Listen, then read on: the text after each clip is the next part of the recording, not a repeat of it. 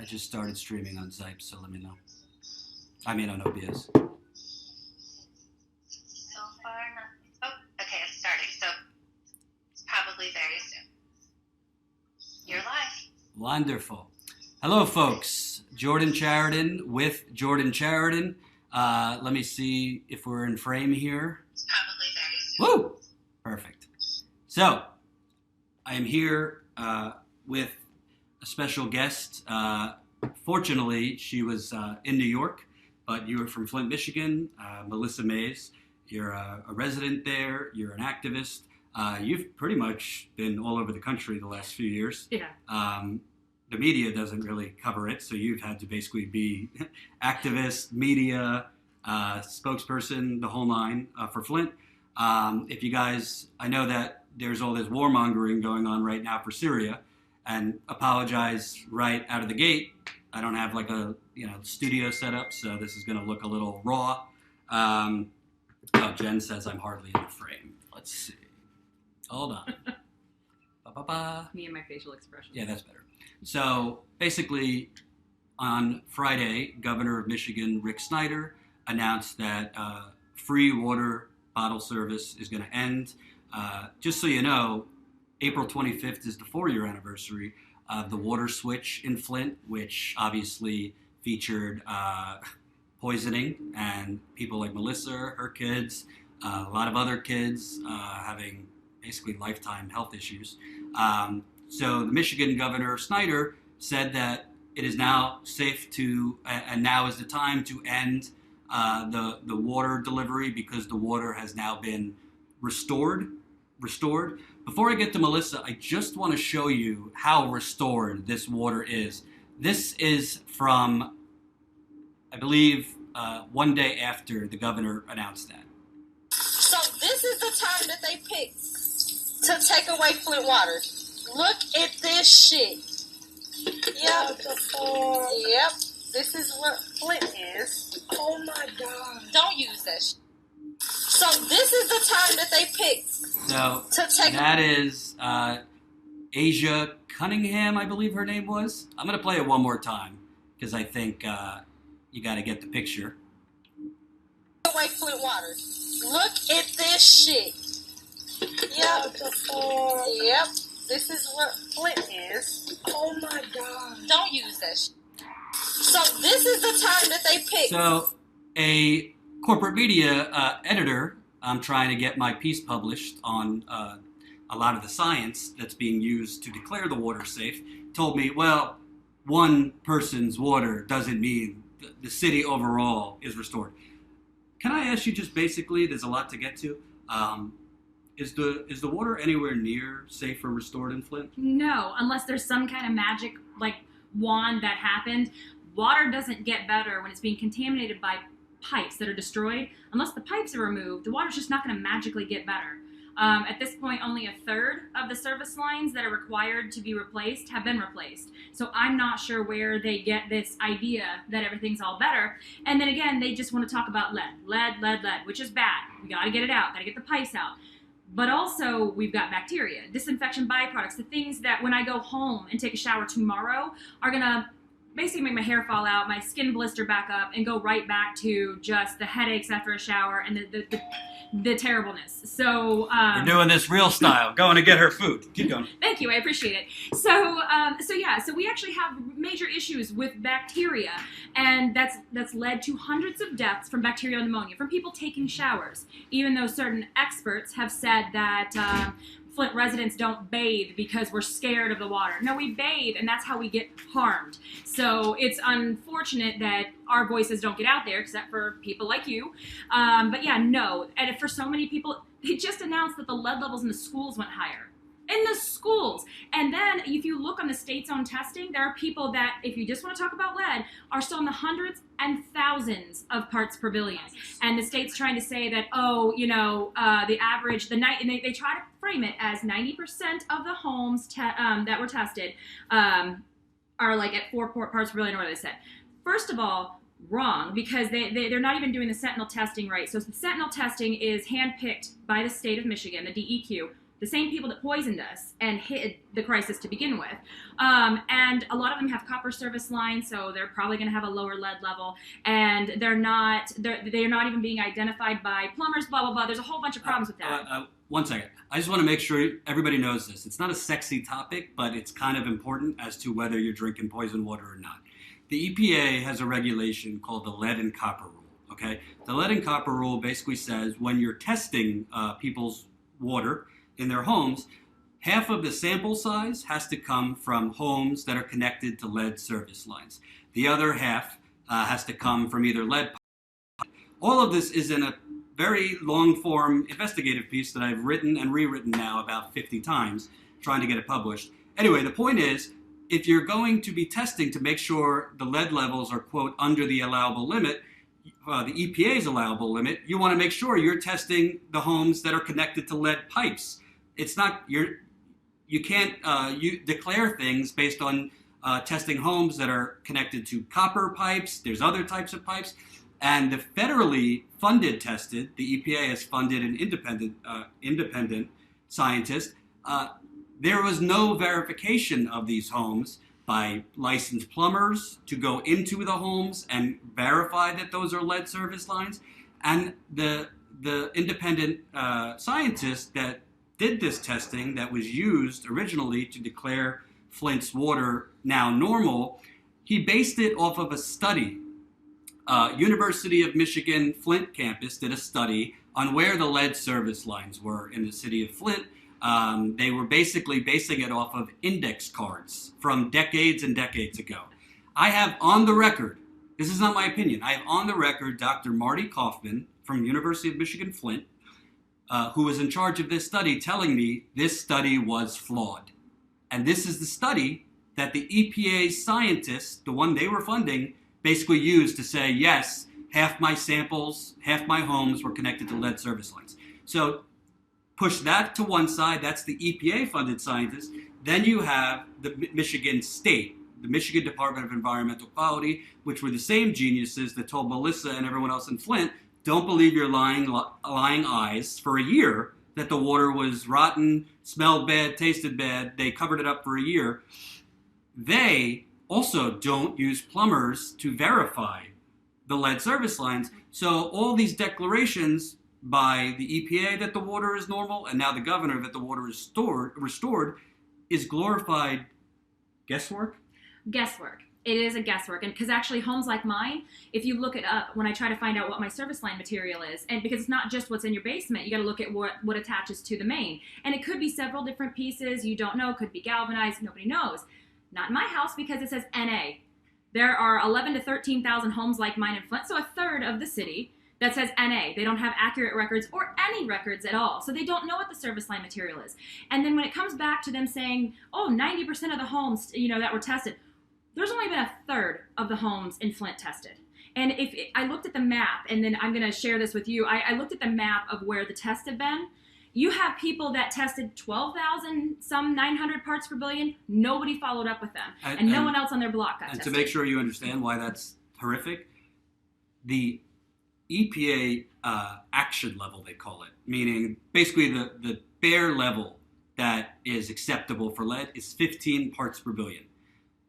Melissa has found on this map, which they intentionally made very difficult to read, by the way, there's one home, I spoke with the gentleman the other day, that they found his lead parts per billion, 11,800 something. That would be very high, a lot higher than 15 parts per billion. And they didn't follow up. And 5,000 parts per billion is considered hazardous waste. So he's twice. There's a guy down the street from me, 22,900 parts per billion. So if you look at this, what bothers me, and you see the media out there saying, ooh, all these cities have higher lead levels than Flint. First of all, what award are you trying to give out? Stop just trying to grab headlines. Second of all, you're going off of the state data, which is incorrect. They don't know the lines, and they're going off of a tiny, small sample size that's just not accurate. So first of all, stop trying to downplay our crisis. We have very few people that actually want to talk to us anymore because they're like, well, all these other cities have this too. No, first of all, this was done to us. It was not just aging infrastructure. These choices were made to switch to a toxic river source and to not treat our water by the state of Michigan. So this was actively done to us and then actively covered up. and they're still doing that 4 years into it. And people have died, and now there's criminal charges, but it's not enough. So that's a whole huge issue. And so we're tired of hearing that. Oh, well, there's other cities worse than you. Well, okay. How many people have died in your community? Right, but even saying other cities are worse than you, first of all, I think the point is, the piece I'm working on, your work that you've been doing, we don't know how bad Flint still is. We don't know how bad the water still is because they've only tested, like she said, 1/3 of the homes. Secondly, the ones they're testing, they have not confirmed and verified whether the homes they're testing actually are connected to lead service lines. That would, that's like, I don't know what the analogy would be, but basically, the interesting thing is there's 2 types of testing from the state. One is the state sentinel testing, where they choose the homes they're going to test. The other is just residential samples, where residents take the samples themselves and they send them in to the lab. Well, guess which one is showing up the most highly elevated levels for lead? Not the state handpicked tests where they choose the addresses, but the residents. You've sent me links. I've looked for all the way from August of last year to February of this year. I found, just skimming it, like 150 elevated samples. And that's, by the way, that's not like over 3,000 homes they tested. That's only over a couple hundred homes they tested. So essentially, and I think you see it in Flint, but you've seen it elsewhere, it seems to me this is an effort to do creative math on your testing. Philadelphia actually got in trouble for this years ago, where you deliberately test a small sample size. You don't even verify what you're testing. So if you want to test if lead is still high in the water, you got to make sure those are lead pipes you're testing, because if they're copper, it's not a match. So it seems to me they don't want to pay what they actually have to pay, and they don't want it to come out that it's a lot worse than they thought. It is, and the people need to realize, instead of downplaying and trying to make Flint go away, we are the poster child for wrong testing, inaccurate testing, Lead and Copper Rule and Safe Drinking Water Act that are not good enough to protect the human beings. All they do is protect the utilities, so they don't have to spend the money. It tells them, okay, I mean, there's the only safe level of lead is 0, but they still let the action level be 15, and that means, okay, then somebody's got to go check it out. Okay, that's what it is. But even if your home individually tests higher than that, they don't have to do anything for you. Nothing at all. Not even alerting you that, oh my God, you have hundreds of parts per billion, thousands, please don't use the water. They don't even bother to make that an urgency. So we're trying to change that on a state and federal level. So we have been actively working to try to protect everybody else. But if we don't get fixed properly and iron these things out, the next community is not going to either. All the ones that are starting to find out, right, like Milwaukee right now, or DC, that's year 17 in their lead crisis, are all falling between the cracks because nothing's being done. So we have to focus on getting Flint fixed right, so that can be the manual on how you deal with these things. Get the pipes out. However, we've got Scott Pruitt, who decided to say, we're going to get the lead out of the water, but we're not going to take the pipes out. I don't know if he understands where lead comes from, but yeah, that's the pipes. You can't, they just don't want to spend the money, which is ridiculous because most of our infrastructure is 60 to 80 years old. Like in cities like Flint, post-industrial cities, it's over 100 years old. So just get it out. It's killing people. Pull pipe out ground, put pipe back in that's not toxic, done. But actually, I would disagree. It's not done because Harold Harrington, who you've dealt with, he's one of the plumbers with UA 370, the interior plumbing in the homes. The interior plumbing in the homes have been destroyed in most cases, and they're not touching the interior plumbing. Or the mains in the streets. And that's, again, with the laws. The Safe Drinking Water Act doesn't cover them, which is ridiculous because if you're going to cover a service line, that's great. So you're going to give me a clean straw that's connected to a garbage main, then it goes back and gets recontaminated in my house through my water heater and my interior plumbing, which a lot of lead pipes, a lot of galvanized, a lot of lead solder is even more dangerous. So, of course, they're saying, well, that's your problem. You deal with it. But in Flint's case, because they poisoned our water and they destroyed my interior plumbing, they should have to fix it. I mean, that's where, look at the discoloration that's happening. And somebody sent me a photo this morning. He's like, what do I do? There's like brown chunks floating in his water. And so... That's called sediment. Right. Yeah. And that shouldn't be there because our pipes have holes and they're busting and rupturing. So bacteria is going crazy. Chlorine's not able to do what it needs to do, so it releases this, byproduct that causes cancer and migraines, gastrointestinal problems, and we have skin rashes because they just keep dumping more chemicals in to try to deal with it. And that's not how you fix it. You fix the pipes from point A, water treatment plant, all the way up into our taps, and sometimes including those taps, because until 2014, they allowed a large amount of lead to be used in fixtures. So, I mean, we all know lead is bad. That's funny enough, at the Michigan Lead and Copper Rule hearing, that's how they started out. They're like, well, we know lead is bad. I'm like, great, wonderful. Ask the Romans how that worked out. So can we please get ahead to how we're going to fix this? And it needs to be done. And people need to be aware of this so they can make sure that they test their water and that they're able to trust what's coming through. Because in situations like ours, they gave us all these tap filters, these just junk tap filters that you can't run hot water through, and that we found out through, well, Wayne State confirmed it, but apparently the scientific community they've known for years that these can increase bacterial growth if there's bacteria in the water. And if you look at the box, even on zero water, it says do not use if there's a microbial issue in the water, because the material that wraps around the filter, the CDC uses that same material to grow and identify bacteria in labs. So there's a lot of people that got very sick because we had the Shigella outbreak. And so here you go, you're sitting there and bacteria is growing overnight in your filter, and you think you're just, doing what's safe for you, when in fact you're making yourself more sick, because all they want to do is talk about lead. And I'm like, well, there's hundreds of people that have died since 2014 in Flint, which is not even a huge city, and you're just going to ignore that. Right. Or basically act like they're overreacting. Right. A few things. Press the share button. Get this to more people. Number 2, I apologize if you're hearing like sirens and it sounds like Arctic drilling. This is a good plug. I'd like to get back in the field. I'd like to actually get like a studio quasi, so we don't have to hear New York City sirens and all this stuff. Patreon.com/Jordan Charity Reports. I've been to Flint 9 times. I'd like to make it 10 to actually cover this, because honestly, we're seeing this warmongering yesterday and today on Syria. Well, let me show you what's happening in America. You want to know what's happening in America while we launch another war? Here are the lines. Hold on. Here are the lines for the water pods. That's crazy. Today, I've getting reports today that it's just as bad. People walked around the block. It's blocking traffic. Do you see that long line of cars to get to the water pods after the governor announced that they're going to be shutting down water service? So that's one. Let me show you the aerial footage. I don't know who this is from. This is drone footage of the lines.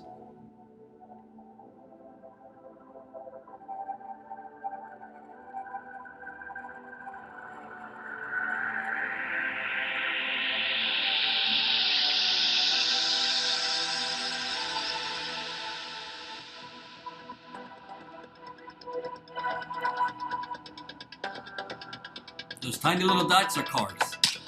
And I want to add that we're not lining up because we want something for free. It's not like a case of water is valuable to anybody else, but the Genesee County Medical Society, the doctors in Flint, have said that bottled water is the only appropriate measure for immunocompromised people, so the poisoned, senior citizens, pregnant women, and children. So we have doctors. We have the state ignoring doctors, saying that the filters are not protective enough and that the tap water is not safe for a large portion of Flint residents. So people are scared right now that we're going to be stuck drinking this garbage water, this poison water, and the governor's just telling us, live with it. And, just so you know, he sent out an email. It wasn't even like a press release or a conference or anything like that. Didn't even address it to us.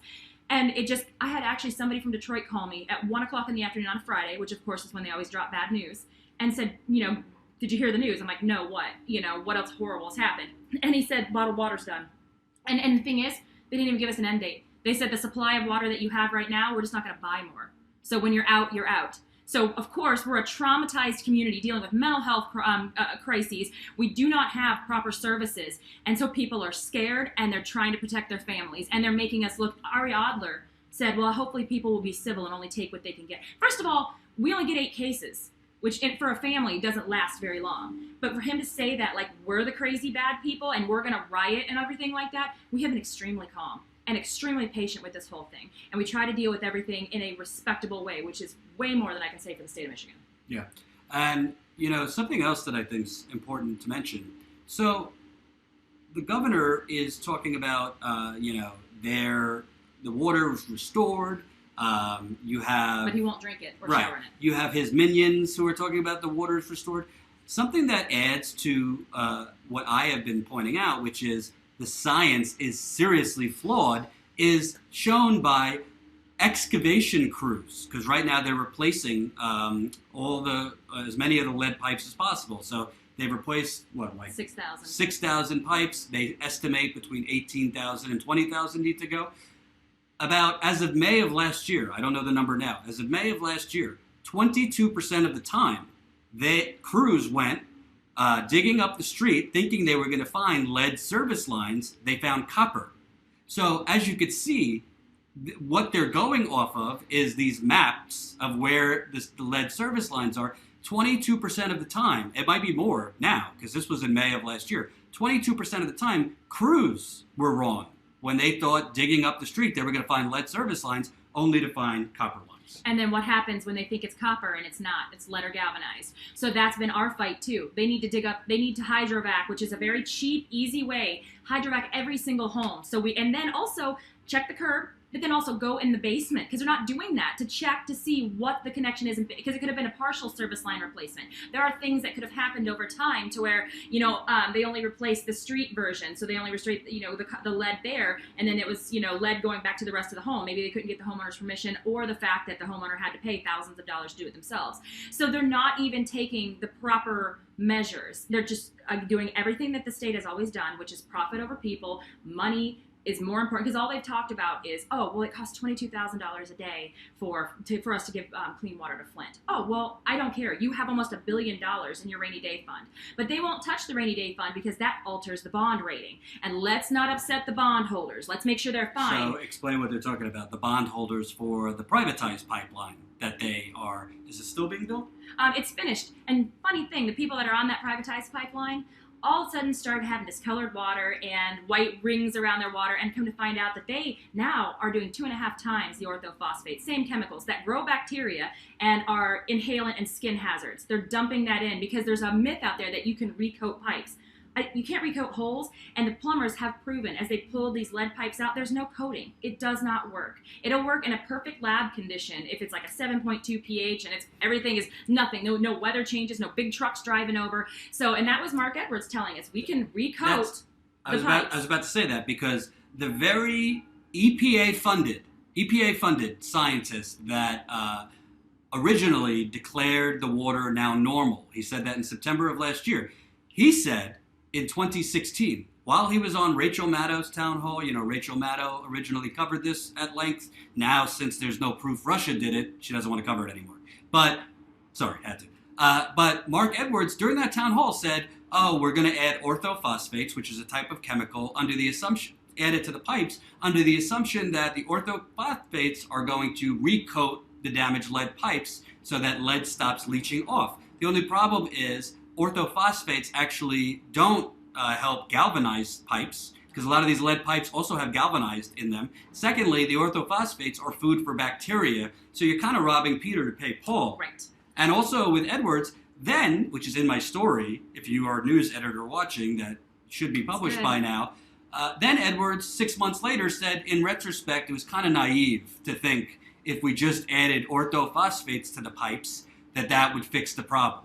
This is the EPA-funded scientist that the New York Times regurgitates whatever he says. All the outlets just regurgitate. The Flint outlet, right. Flint Journal, regurgitates whatever he says. And honestly, it's not I don't know him. I'm not fond of him, but it's not like a personal thing. The problem is, if you're a scientist, if you're only using a sample size of 34 homes, he cited 34 homes to say he met the EPA lead and copper rule regulation, to say Flint's water is normal. As I've already told you, he didn't verify that those homes even had lead service lines. What he's basing the homes on to suggest they have lead service lines is a study that was done by the University of Michigan Flint, that the person who did the study tells me on the record it was flawed. Right. I mean, and I just want to tell you, if you think this is me fear-mongering, if you think this is an angry resident, then listen to Erin Brockovich. Erin Brockovich is on the record in my story. I'm going to give you a little sneak peek of the story right here. Here's Erin Brockovich, what she said. Hold on. In my story. Quote, the testing used to sound the all clear in Flint is neither sufficient or scientific, Erin Brockovich told me. If you recall, Erin Brockovich a few years, she was called a crackpot. Right. corporations and the government were saying, this lady yelling about chemicals. Well, then she was proven right. I'm not comparing myself to Erin Brockovich. I'm not saying that. What I'm saying is Erin Brockovich was demonized by government-funded scientists, as well as corporations. This is what she says. Quote, "The testing used to sound the all clear in Flint is neither sufficient or scientific," Brockovich told me. Quote, "Back to normal levels for a city with old lead pipes. What does that even mean? This is only going to kill you a little? It is a colloquial, non-scientific statement based on emotions and not facts." She also goes on to say, "Simply equating a set of lead water contamination test data at any particular point in time and declaring the water safe to drink is in no way scientifically responsible. There is no such thing as normal. No two water qualities in this country are the same. Lead leaches out of pipes and plumbing fixtures at different across town." Right. She also said, give me your thoughts as I find her other quote. Well, no, that's true, because I live all the way to the west side of the city. And so it takes about 6 days for the water to leave the water treatment plant to get to my house, because of all the line breaks, there's not enough pressure, there's not enough people using the water, because our city is less than half of what it was built to be. The infrastructure is too big. They should be resizing it. And so my water is completely different than from anybody's across town. Theirs is very bleachy. Mine smells like sewer. You know, theirs might be brown. Mine's blue-green. So it's like this rainbow of just awfulness it's coming from our taps. That's why I keep encouraging people to completely share this, because people don't understand that it's not just the one way across the board. And my lead levels have just bounced up and down from like 16 to 40 to 160 to 1740 down back to 35. You know, I mean, your water can change minute to minute. You never know when a piece of lead scale is going to break off, and you never know when like a big truck's going to drive over, or a main breaks, or some kind of you know, I mean, these things are real life happenings. But yet we have scientists telling us that, oh, well, in our lab conditions, that this chemical is supposed to help. And so the water we get already from Detroit is already treated with orthophosphates.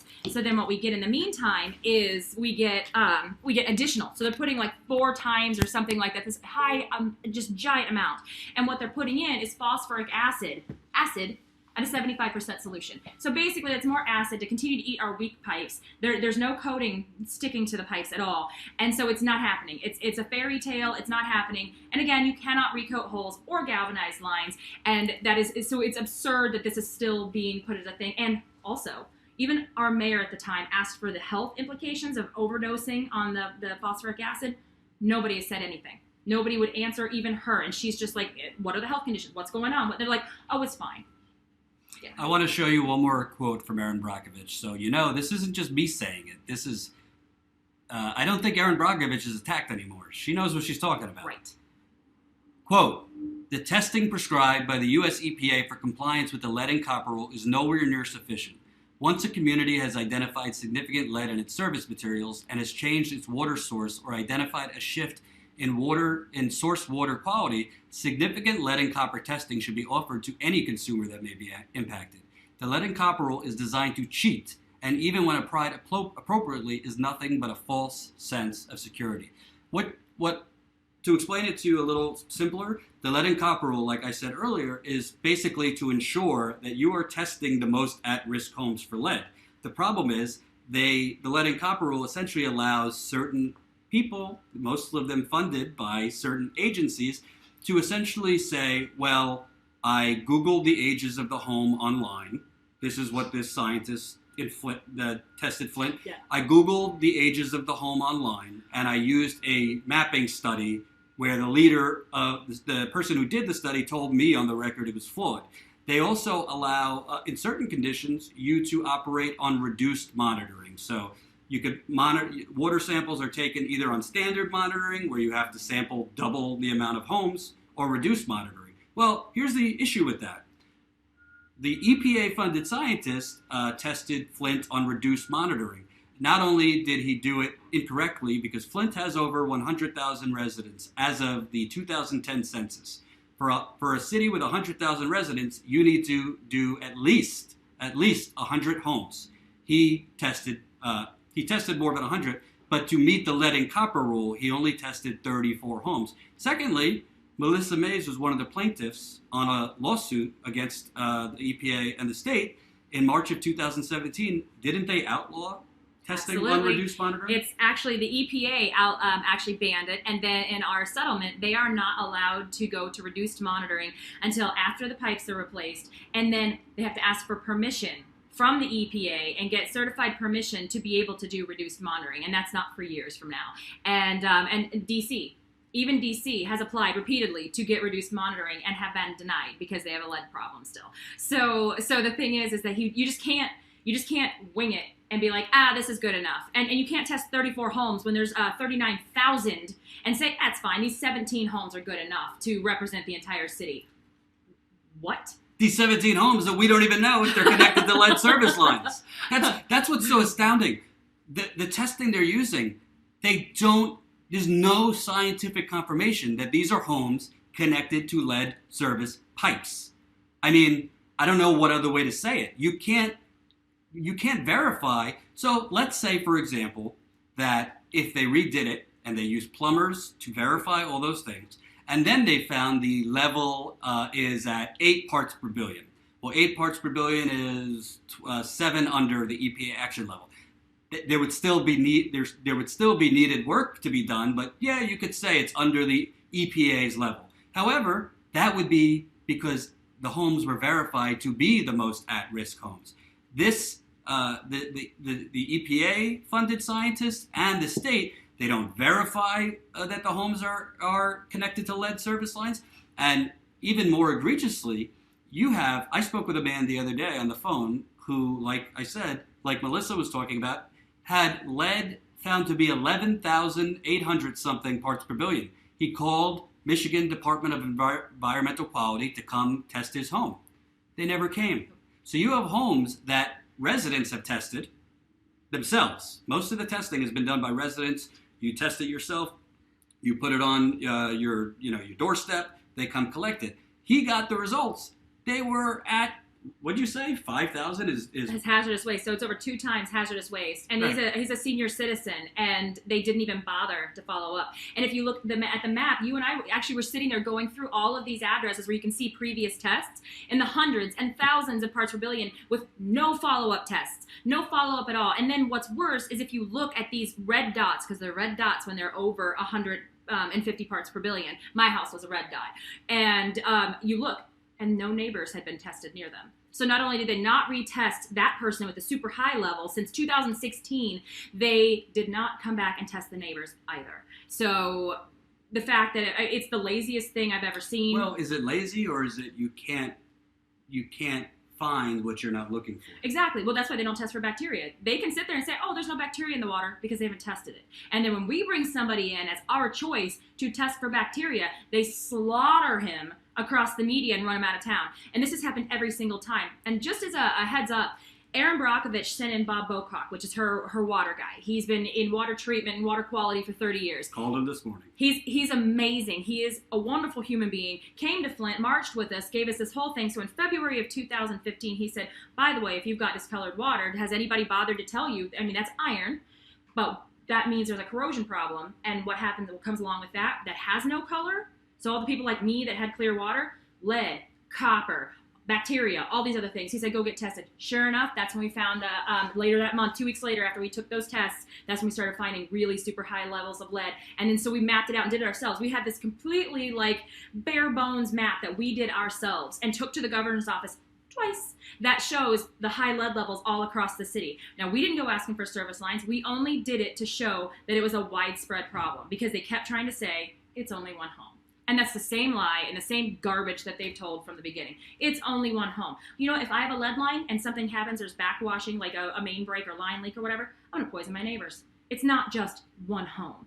And again, they don't even know what the lines are, so great. And then let's just talk about the fact that, you know, during 2014 to 2015, so basically across about just under 2 years, there were 12 people at that time that died from Legionnaires. There were another 177 people during that same time frame that died from bacterial pneumonia, which is probably misdiagnosed or undiagnosed Legionnaires, because the state never bothered to tell the doctors to test for it. My son had pneumonia September of 2014. We have no idea if it was Legionnaires or not. He could have died. And oh my God. And how many people have passed since then because they're telling everybody, oh, it's fine to shower in. You don't even test the shower water. How can you say that? And that's how you actually get Legionnaires, is from inhaling the bacteria and steam. It's not fine, because I have people that I talk to on a weekly basis telling me when I shower, I get my eye itches or I get rashes, and if I leave Flint for a few days, I'm just dandy. I get to go home and have blisters. And I'll take pictures and I send it to my attorneys and I post it. I'm like, well, here's my face blistering at my chest, my arms, back, everything. It's horrible. It's been nice showering in Long Beach for 2 days because it didn't hurt me, you know, and that's pathetic. I'm just like, all I want to do is take a bath somewhere else. And of course you're sitting there thinking, okay, is this the same as ours or different? But then as soon as you turn the shower on and it doesn't make your eyes feel like they're going to be dried up potato chips and it doesn't hurt to breathe, then you know, okay, well, it's at least a little better. So I don't want to make you miss your flight, so we're gonna have to end soon. But I just want to ask, like, we've gotten into a lot of the specifics and the science, but most of them are going to have to be forced to drink the tap water, which, as we've been talking about, I don't think any objective person that's not funded by an agency would tell you is safe to drink. Just tap water, even with a filter. Filter has been shown they go bad really quickly. They could breed bacteria, and it doesn't stop all lead from getting out. Reduces it. So, like, what do people do? So on top of that, my water bill this month, would you like to guess how much my water bill is? And now let me just break this down. We don't do laundry at home. We don't drink with it. We don't cook with it. We don't give it to our pets, our plants, because they die. We don't rinse vegetables. We basically, we don't brush our teeth with it. We shower, short little 7-minute showers, and then run the dishwasher and flush the toilet. My water bill this month was $352. Last month, $360. Now, Flint is 45% at or below the poverty line. We are the poorest city in the United States. And Bob Bocock has pointed out we pay 8 times the national average for water that's killing us. So again, that makes a lot of sense. So what has happened, because people cannot afford $300 to $500 a month or more, there's an undocumented family that's paying $700 a month for poison. And there's been massive shutoffs. 90 homes a day was the rumor. So now you take away bottled water, how do they survive? How do they flush the toilet? We had people that were putting snow and melting it to put it in the back of the toilet so they could flush. And it's pathetic because this is not a third world country. Well, it is now. But the thing is so we have people that are shut off with no water, and you're taking away their bottled water. We're talking about homebound people, poor people without vehicles, sick, elderly, pregnant women, and you are leaving them without any water, any choice, and then you're telling them, drink your poison. Drink your poison, and oh, by the way, pay for that poison. Or else, because they never stopped billing us. So we do have the highest rates in the United States, and we're basically paying the hitman to kill us. I don't want her to miss her flight. Last question. Sorry. Last question. It seems to be. I haven't been there in a couple months, but there seems to be activism going on there right now. There's going to be some protests, this and that. But at the end of the day, the people of Flint don't have high-powered lobbyists or attorneys. No. They got the ACLU. So I think, we could care about multiple things. I care about, the people in Syria and things like that. But why this is important is this is essentially a case of an American city being poisoned, and now the government that poisoned them telling them, you're on your own. Yeah. And buy some bottled water on top of it. If you ain't got a car, too bad. If you don't have money, like I have a family that lives off of $900 a month for disability, and their water bill is $411. And so now they got to buy bottled water and then try to figure out medication, food, kind of the necessities there. Because no assistance. Somebody told me, you guys got 4 times the food stamps. No, we didn't. I don't have food stamps. Most people don't. That's the way it is. And I don't have health insurance. So then I got to pay for my doctor visits. $70 a month to see my doctor, to check, to make sure my seizure meds and all these things that were done to me by the poisoning are good. My levels are good. Doing blood work, all that stuff. I'm terrified of my medical bills. So, it's fine. Apparently we don't count. And I always say that we wear the shirt to say Flint Lives Matter. Yeah, to whom? To us, though. So that is the thing. It's like, it sounds like it's really horrible and it's bad, because it is, for real. But the fact of the matter is the poor and poisoned are taking care of the poor and poisoned. We're trying to figure out this system ourselves and how to fight back. But also, we're also fighting for everybody else. We're fighting for all of you, too, so you don't end up like us. So we're doing everything we can to fix ourselves, but then also to help everybody else. Because we just know that it's not just us, but it's going to be everybody if this doesn't get fixed. I wish I could talk to you for a lot longer. We'll keep in touch. Thanks. And share this video. Please. YouTube is definitely suppressing content, so I'll try to get it out to as many people as possible. But thank you.